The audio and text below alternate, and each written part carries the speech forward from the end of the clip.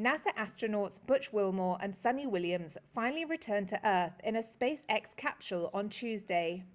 The crew enjoyed a soft splashdown off Florida's coast and were welcomed back by a pod of curious dolphins.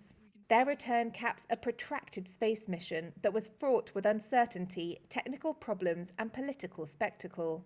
They were stuck in space for 9 months after their faulty Boeing Starliner craft upended what was meant to be a week-long stay on the International Space Station.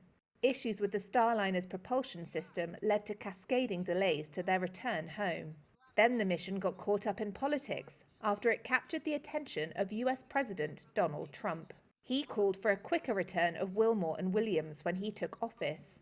He also alleged, without evidence, that former President Joe Biden abandoned the pair on the ISS for political reasons. NASA acted on Trump's demands by moving Crew 9's replacement mission up sooner, according to the agency's ISS chief, Joel Montalbano, on Tuesday. See, we work for the president, and who's ever there, we work for them. We had an input from that office. We took a look at it, and our job is to take all the inputs we get and operate as successful and safely as we can. And that's what we did for this administration, and that's what we would do for any administration. The agency had swapped a delayed SpaceX capsule for one that would be ready more quickly. They said they sped through its methodical safety review process to heed the president's call. Wilmore told reporters earlier this month on a call from the ISS that he did not believe NASA's decision to keep them on the station had been affected by politics under the Biden administration. SpaceX CEO Elon Musk, a close advisor to Trump, had echoed Trump's call for an earlier return. He said the Biden administration spurned a SpaceX offer to provide a dedicated Dragon spacecraft rescue mission last year. NASA officials said the two astronauts had to remain on the ISS to maintain adequate staffing levels.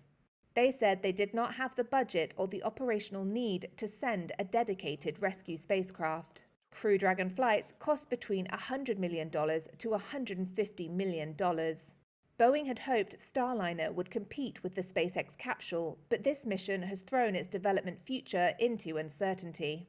NASA's Commercial Crew Program Chief, Steve Stick, said on Tuesday that Starliner needs more tests before it routinely carries U.S. astronauts.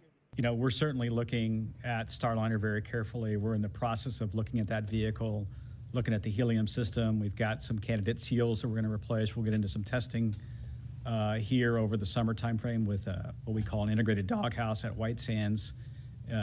So we're looking at that. Boeing, which congratulated the astronauts' return on X, did not immediately respond to a request for comment.